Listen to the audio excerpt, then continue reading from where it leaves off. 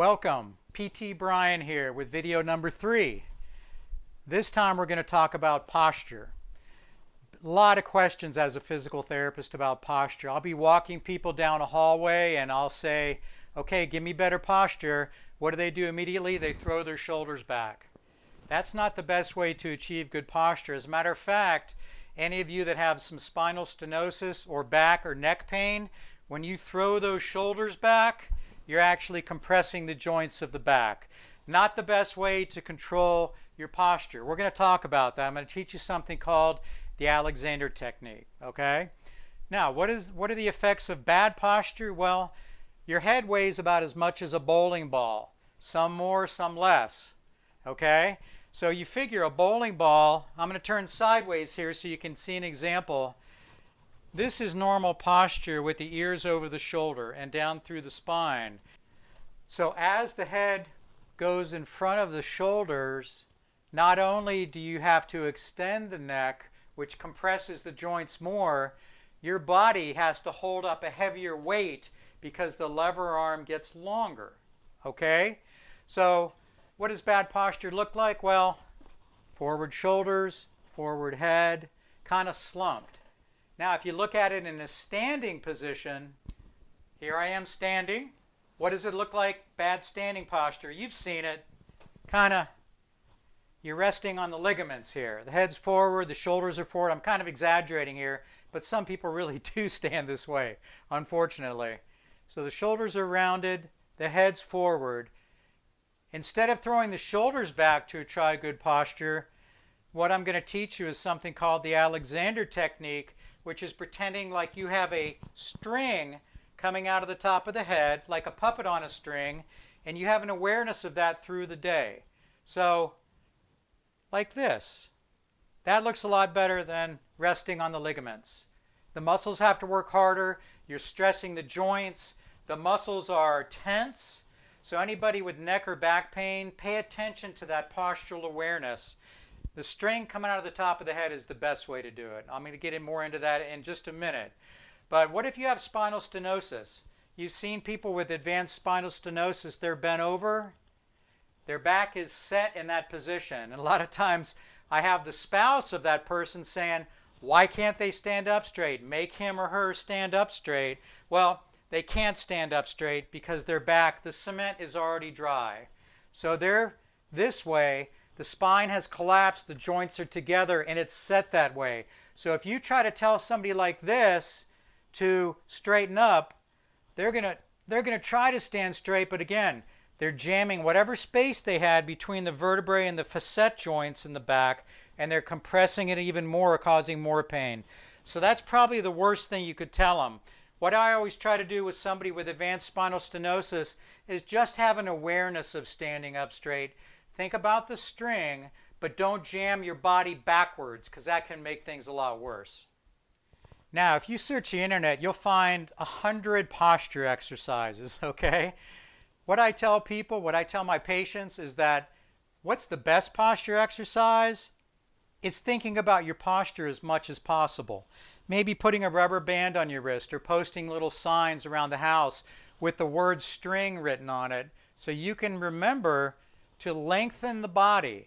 It's all about something called the Alexander technique. This was a book written back in the 80s, and it was a movement for quite some time of teaching posture, especially to ballet dancers. This is what they learn. They don't learn shoulders back because that actually compresses the spine. What they learn is lengthening the body through an awareness of just a string pulling you out. It's simple, out of the top of the head. So that's the best exercise. But if you want some others, let me show you. When you sit like this, the head goes forward. What's the best thing? Do the opposite. So you put 2 fingers on your chin and you glide the chin backwards like you're trying to make a double chin, which I'm sure I have at this point in my life. You make a double chin and then you relax. Now you'll feel the stretching back there. Don't worry about that, but don't jam the head back because that's going to be too traumatic for the tissues early on. So just take it easy. Glide the head back. Maybe every time you think about it, do 5. And the reason your fingers are here is so your chin doesn't tip up or down. You can glide it parallel to the ground and you'll feel those muscles stretching in the back of the neck, which is critical. Now, another posture exercise is basically letting the arms down. I'm going to get out to the edge of the chair on this one, and then bringing your elbows kind of down and back. You're squeezing your shoulder blades together. You're not squeezing them up here or up here. You're squeezing them down and back, kind of like at a 45-degree angle away from the body. And that's going to stretch the shoulders. It's going to bring the scapula, the wings of the back into a more normal position. And it's reversing this. It's just doing the opposite and stretching those tight muscles out. You'll feel it in here. You may feel it in the abdominals also. Next exercise is, I'm not going to demonstrate this lying down, but you take a cane, lie flat on the bed, take a cane in your hands, lock your elbows, and just stretch that cane way back over your head. You may only get to here because you have tight shoulders, but again, what we're doing is we're stretching the shoulder muscles here. What happens in a forward shoulder is these muscles compress and tighten, and they can get permanent like that. So we want to keep those stretched out so you can achieve a good posture when you're thinking about the string. Let me give you another major tip. I have what's called a lumbar roll here. You can actually make it with a towel. You roll up a towel and put some duct tape on it. You can do the same thing as this. This happens to be original Mackenzie lumbar roll. He was a famous physical therapist from Australia. He started the whole back extension movement, recognizing that your posture starts at the base of the spine. So look what I'm doing here. Even though I have good neck posture, if I'm slumped, it's going to be harder to get those shoulders back and the ears over the shoulders. But look what happens when I put a roll behind my back. I'm going to bring the chair up a little bit. That sets the posture from the base, and then we work up. So I get my hips back as far as I can. I put the lumbar roll in there just so it's comfortable. It doesn't have to be a major push against you. And you can make different sizes with towels. Some people who don't have much of a curve in their back may need a small towel roll. This roll happens to fit me perfect, okay? So look what it did. Instead of sitting like this, my shoulders are already back more. So I'm in more alignment. Now when I add the Alexander technique, I have good posture. Another tip about reading, when you're reading in a chair, don't let that bowling ball hang down like this. Stressing the shoulders, the upper back, and the ligaments and the joints in the neck. Bring the book close to you, and then just tip your head down and your eyes. You don't have to read like this. And that's a habit that people get into, especially now with cell phones. You see people with cell phones permanently like this, okay? All day long they're looking at their cell phones. Bring the cell phone in closer, think about the string, and then just glance down at it. What have we learned so far? Well, we talked about posture. What's good posture? What's bad posture? What's it look like? Now I want to encourage you to put the little signs up around your house. Put the rubber band on your wrist. Okay, it's very important to remember this, and it gets lost in the day.